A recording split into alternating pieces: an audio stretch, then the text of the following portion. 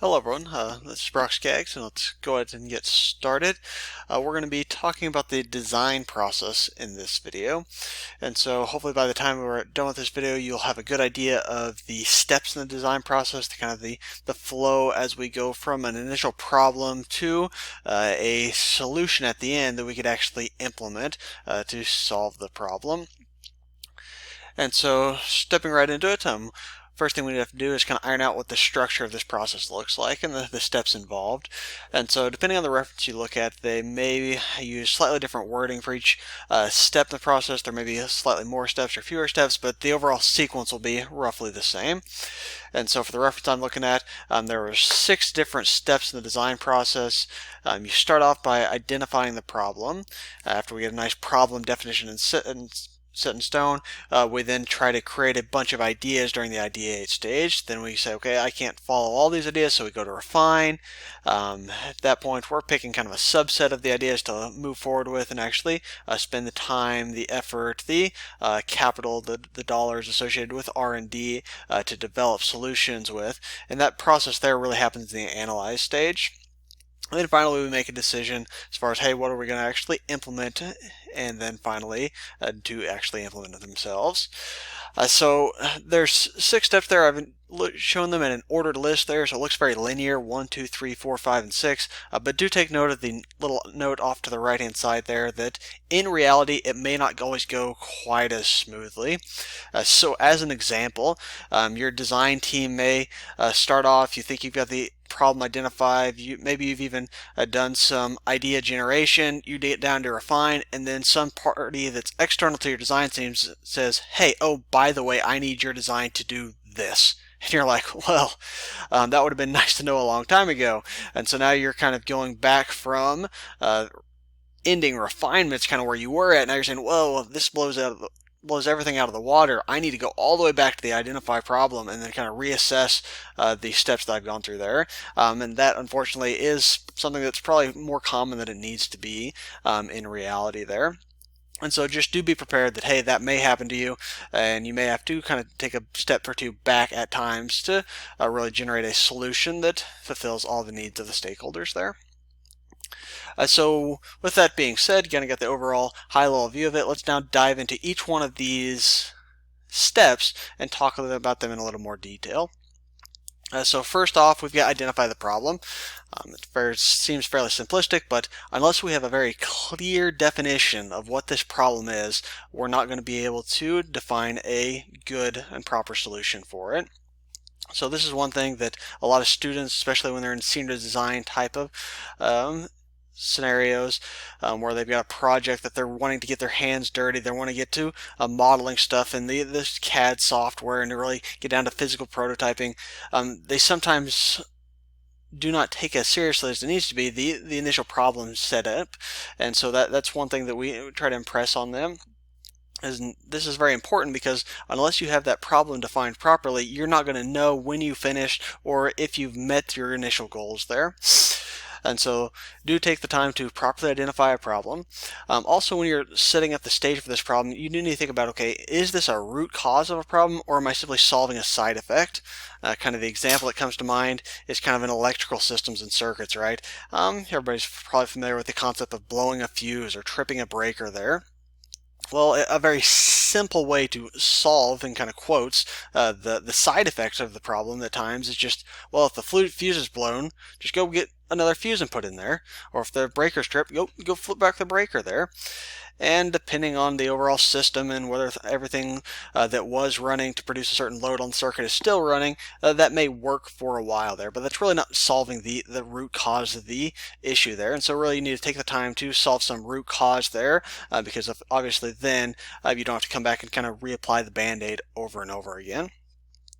And so what does this actually look like when I'm saying identify the problem and doing problem definition? A lot of times it's going to be starting off with you, kind of an interview process with your customer, whoever that client is. And that could be somebody external to your organization, or it could be an internal thing. An internal example would be maybe you're an engineer supporting the factory and you're trying to help them with a certain process. Maybe they need to hold a piece of tooling in a certain orientation, and you're developing the mechanism that'll hold that piece of tooling. scheduling there. So that there you'd be kind of looking at an internal customer to your overall business there. And so as you're in these communication scenarios and your meetings, your interviews with these customers, you need to try to nail down some specifics. You try to avoid kind of flowery and vague and kind of subjective language there. Examples of things is client may say, hey, I don't want this to be heavy, or they say, hey, I need it to be lightweight. And so this is where you need to take some steps and say, okay, what does heavy mean to you? What does heavy mean to me? What is an appropriate target weight for this device? And so that's where we would replace something like heavy with a problem statement that says, okay, this solution cannot weigh more than X number of pounds, or max weight is 50 pounds, whatever it may be in there. Another nice thing about this is it's nice if these metrics that we're going to develop are measurable, because then we can set them on a scale, get out a tape measure, whatever the measurement device we need is at the end, to be able to say, yes, we have a measurement to go and judge how well our design meets these requirements at the end. And a lot of times these will have tolerances to them. They could be unilateral tolerances, kind of like this max weight where I'm just setting a ceiling and then anything underneath it is good, or it could be a bilateral where I'm trying to hit a certain range of values for a certain metric there. But after I get done with this identify problem stage, I'm going to end up with a big long list of design inputs. And so these are the things that are really going to steer all of my work as I move through the rest of this process. And as an example of this, I can show you from a past student presentation. You can see this reverse hyperextension project from the winter fall 16 spring 17 academic year, and this is part of the senior project, since we had some students here, and this is what I wanted to show you. This is one of their final presentations, but they're still going back to their initial design inputs there. And so they've got these nice tables here that are showing some characteristics of their design that they had to fulfill. And so we were talking about heavy, for instance. This system, this device, had to be movable by one person, so they set a max weight of 70 pounds. And they didn't just pull that out of the air, right? They're saying, hey, I picked 70 pounds because it's the UPS package recommendation as far as the maximum weight of the package to be presented. So that's something I could set on a scale, right? The other thing they have is a assemble and disassemble time, 10 minutes. And so they're talking about, hey, they want this to be able to assemble in less than 10 minutes. Again, you can think about this when they get to the very end. That's very easy to measure, right? I can start a stopwatch and say, okay, go assemble it and see if I can make it within 10 minutes there. So you can see how all these things are measurable. A lot of these are quantifiable as well, as far as, hey, I've got length dimensions here, I've got weights, I've got times. Also, some of them are kind of Boolean in nature or binary, either it's there or it's not. That's where you can see things like, hey, does it paint? Is it painted? Yes or no? That's also a good way to set up a design input there. So this is kind of the output of what you would see from that identify the problem stage. You got a nice long list of design inputs that again will steer all the rest of your work as you move through the rest of the process. Okay, so we've got that big list of design inputs. Next thing we want to do is start ideating. And so Ideate's all about idea generation here. That is the name of the game. We're talking about classical brainstorming here. We're talking about, hey, I want to generate as many ideas as possible there. That's where I'm saying quantity over quality. Bad ideas don't exist here. You don't judge ideas, you don't evaluate ideas, you're just trying to generate more and more and more ideas. And part of that, as far as not saying an idea is bad, is so you can then piggyback or kind of branch off of a single root idea. And so what I mean by that is somebody may write down a specific idea, and then the next individual says, hey, that reminds me of this. And so it's just kind of a one-off or one step away from that original idea, and that just chain starts following out from it there. And so when I think about this, I'm usually thinking about maybe a group of individuals that are on the design team, and they kind of shut themselves in a conference room with a whiteboard, and everybody has a marker, and then they say, hey, we're not going to leave this conference room for the next hour, and we're just going to generate as many ideas as possible there. So everybody's got their markers, they start writing all over the marker board, and you're trying to fill the marker board with ideas here. And so one of the things that we talk about in terms of this process is how formal the communication goes, how formal the descriptions of the solutions are. And at this point, they are as rough as can be.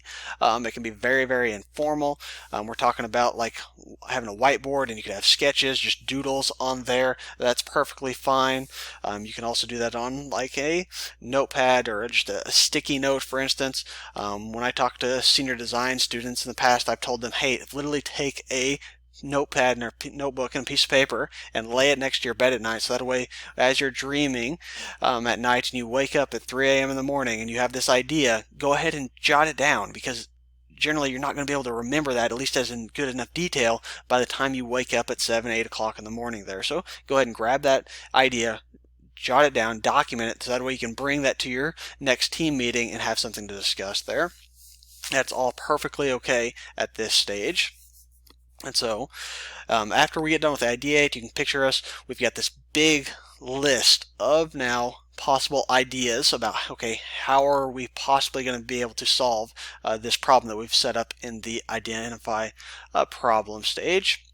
And so I've got this big list of ideas, and now I go to the refine stage, refinement here. And so this is where kind of reality sets in. You're saying, hey, I've got this huge list of ideas, and I only have a limited number of resources to devote to them. When resources, we're talking about time. You may be on a schedule that you have to have this solution developed in the next, let's say, 10 weeks or something like that. You're also talking about capital that you have, or money that you can devote to the R&D into this project there. Maybe you're on an R&D budget of only a couple $1,000s, and you know that you can't fully vet all of these ideas out with that type of money. And personnel-wise, we're talking about labor hours here. If I'm limited to like 40-hour work weeks and I only have a few people, I've got to kind of limit the number of items or number of possible solution paths I try to pursue at this point. And so as we do that, what we're doing is starting to evaluating these ideas. Remember, in the ideate stage, there was no idea such thing as a bad idea. Now in the refinement stage, now we start to evaluate and we say things, well, maybe that's not going to work, or maybe we can foresee this idea, in order for it to work, it's going to be terribly, terribly expensive. So we got to go ahead and cross it off there. And so we're trying to weed out the ideas that don't really work and try to bubble to the top this subset of ideas that have the best shot at fulfilling the list of design inputs there and being feasible solutions at the end. And so that's what this graphic here that I'm trying to show at the bottom here, when I'm in the ideate stage, in this kind of idea bubble here, think of all these letters representing different ideas that were generated. I'm going through this refinement process. Almost think of it as a funnel where I'm sifting through all these ideas and kind of separating out these most promising ideas, and I pick those ideas and I have this as my selected subset there.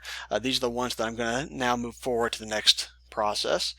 And so this next step that we're going to see is kind of the analyze stage, but we even begin to start to firm up those descriptions of the designs at this point. We might start saying, hey, those rough sketches, when I drew those edges, I really meant for those to be parallel, I meant for them to be perpendicular. And we start to see this idea of symmetry on certain parts there. And then we start to develop these overall dimensions or lengths of this thing at this point there. And so at the time we are finished with the refine stage, we again have this selected subset of these ideas that we now are ready to move forward with and go to the analyze step. And so with that being said, we take that subset of ideas, now we bring it to analyze, and this is where we get excited, so to speak, in my mind. The students that are watching this video are most likely in kind of engineering type of curriculums, as far as the engineering technology curriculum, particularly at PSU. And so now you are going to be using the stuff that you're studying, specifically in kind of the core major disciplines there. And so I say we're applying scientific and engineering principles, so classes like physics, statics, mechanics of materials, thermodynamics, your electrical circuits classes there, the manufacturing style methods classes, those all come to play right here in the analyze stage there. So hopefully that gets you excited about this part of the process specifically. And so we're evaluating these possible solutions. At this point, they're becoming more and more fleshed out designs relative to, do they function? Are they going to meet those needs of the listing of design inputs there. We look at the strength of them. Are they going to break or not? Are they stiff enough? That's what we're talking about, rigidity. Always in the back of the mind, we're also talking about cost. What is going to be the cost to manufacture? If this is going to be something we're going to sell to an end user, is that going to be priced right relative to the market? Safety is always a big concern. As far as safety of the user, also ergonomics is going to be something there. If it's going to be something where a user is going to be using this repetitively throughout a long career by chance. Those are all things that we need to consider. Also, we might try to optimize things. We might try to say things like, well, how can I optimize the design of this frame so that I maximize the loads it can carry, but I minimize the overall weight of the frame there? And so that might be something that we're trying to implement in the analyze stage there to try to find that optimal geometry. And so after we get done with the result stage, we end up with this detailed design of the proposed solutions there. And so we took those small subset of solutions from refinement stage, and now we know a lot about them. You have a very intimate knowledge, and so when I say intimate knowledge, you should be able to talk about things like, hey, the material of this specific component is this, and this is why I picked this. Not only the material, but if it's like a tube, you need to be able to say things like, well, the wall thickness of the tube and the size of the tube is, let's say, 1 inch diameter and a 1/4 inch wall because of this. And so you need to be able to defend these claims there. And so that's the level of detail we're looking for there. Specifying fasteners would also be in there, that level of detail. Basically everything you'd need to be able to hand over to somebody and say, hey, can you make a one-off style prototype? And so with that being said, we want to take a moment to talk about the tools that you're going to be using during this stage, because in the MECT 121 class we're going to be talking about one of those main tools, and that's going to be falling into the software side of things, and specifically the CAD software. And so CAD I'm using as an abbreviation here of computer aided design there. There's a lot of different CAD software packages out there. Specifically in this class we're going to be talking about SolidWorks there. And so we're going to be looking at SolidWorks, where you're going to be being able to model in 3 dimensions these components that will often make up your designs that'll fulfill the problems that we talked about way back in the identify the problem stage there. And so you're not really only just describing the geometry, but you also want to be able to predict how it's going to perform in the real life. That's where the simulation aspect comes into. You may be doing FEA or CFD. FEA is finite element analysis. That's talking about how things will mechanically respond to loads, for instance. And so an example that I've got here is a small FEA analysis. I've kind of taken the frame of a C-clamp, and I'm trying to mimicking the load on that C-clamp as I squeeze a component inside of it there. And so then we'd be looking at things like the stresses and these strains that would be happening on the C-clamp, and see if we had an appropriate geometry for the given load it would experience. We also may be looking at thermal aspects depending on the problem. CFD is computational fluid dynamics, so we may be looking at the fluid flow around a certain system, seeing if things are able to cool properly. And so we don't always only do it through the software either. We also are starting to apply kind of scientific concepts in terms of theoretical paper and pencil based hand calculations to a lot of time to validate the software too, to make sure that we didn't accidentally click a wrong button that gave us incorrect results there. And so this is where you're applying the concepts of the physics, the statics, the mechanics, materials, all those core classes go right in here. And also at this point, we do supplement from the software side of things the idea of physical prototyping. A lot of this software, when I'm talking about CAD and simulation, is to cut down on the number of physical prototypes, but we may also create a physical prototype near the end of the analyze stage to see how something would physically function in the real world, in the actual physical world itself there. And finally, at this point, we leave the analyze stage. Remember, at the analyze stage, we have a very detailed and intimate knowledge of each of these selected problem paths that we got from refinement. And so now we need to decide which one of these we're going to implement. Again, it's kind of one of those things that I don't have the ability to implement all the ones that I look at this point, so I need to pick one that I'm going to move forward with. And so this could be a single one, or we may have to kind of melt 2 together. And that's where we're talking about it could be a compromise there if needed.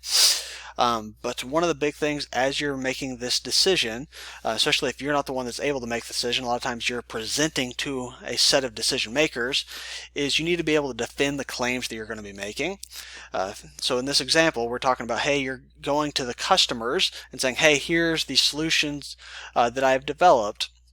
You need to be able to defend how each one of these solutions meets those list of design inputs we started with, and also describe how you arrived at this solution as well. Don't just say, hey, this is what it is, but describe how I got here and why I made the decisions as I moved along on that development cycle there. That helps bring your audience along with you, so they can kind of feel like they are almost part of the process there. They can walk through it and say, yes, I would have made similar decisions at those points in times as well there.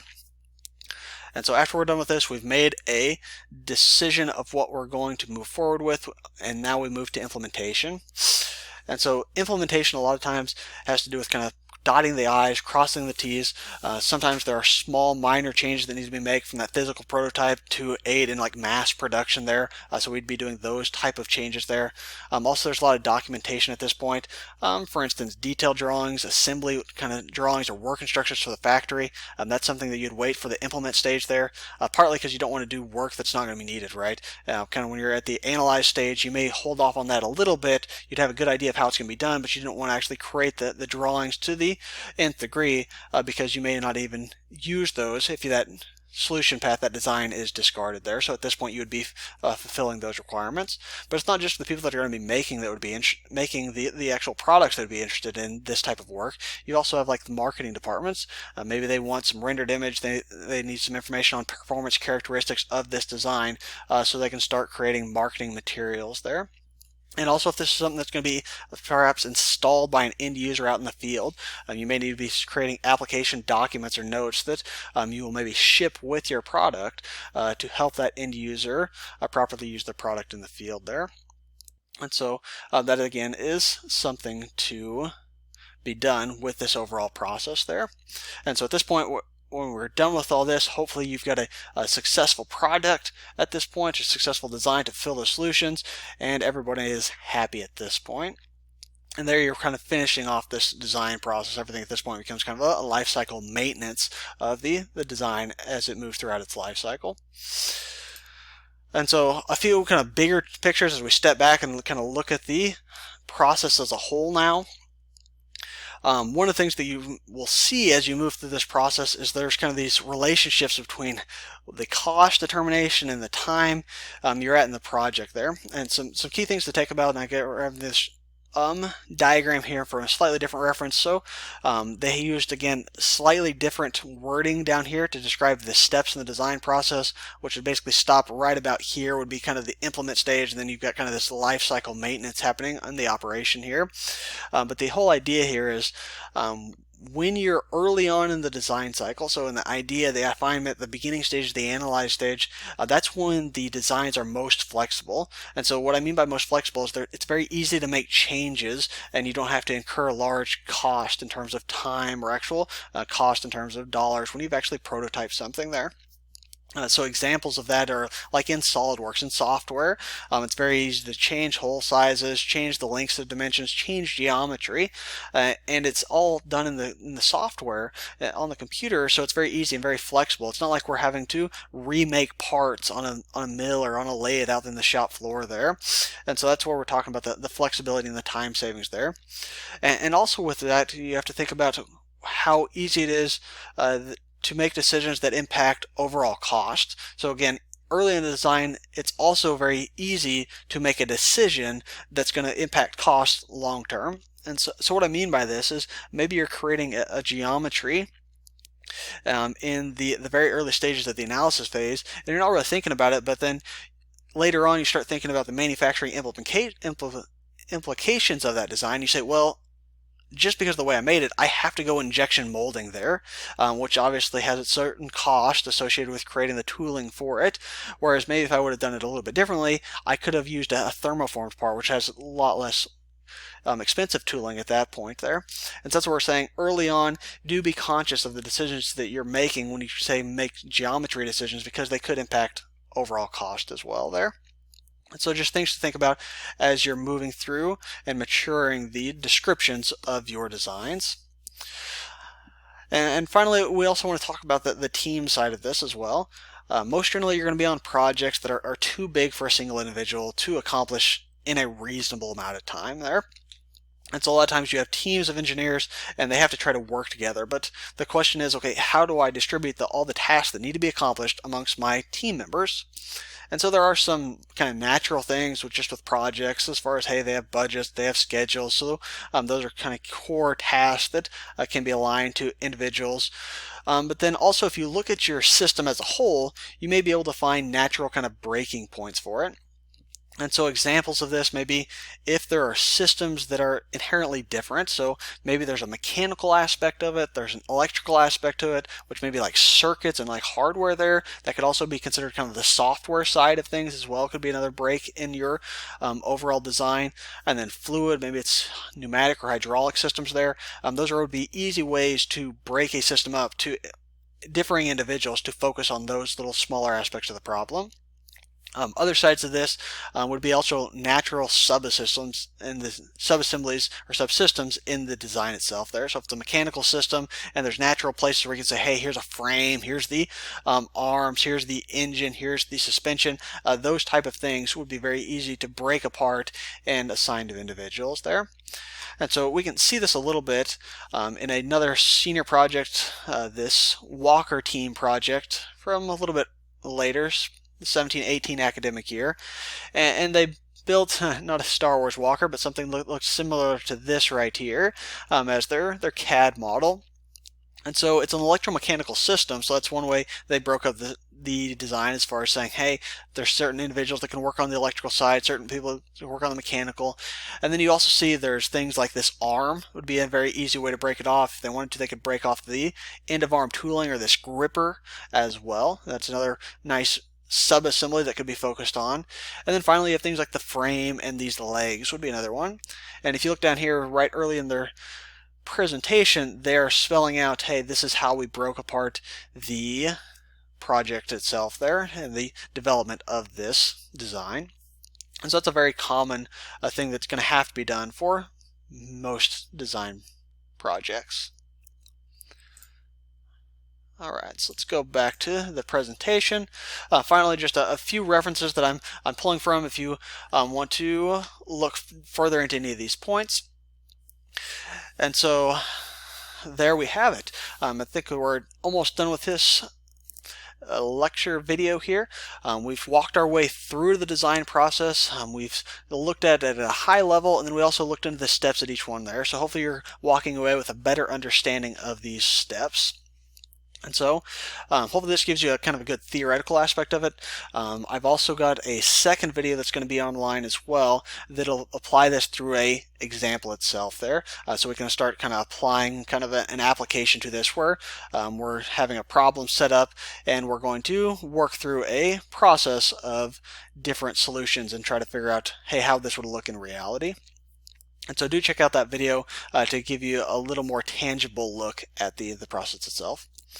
So at this point, I will sign off.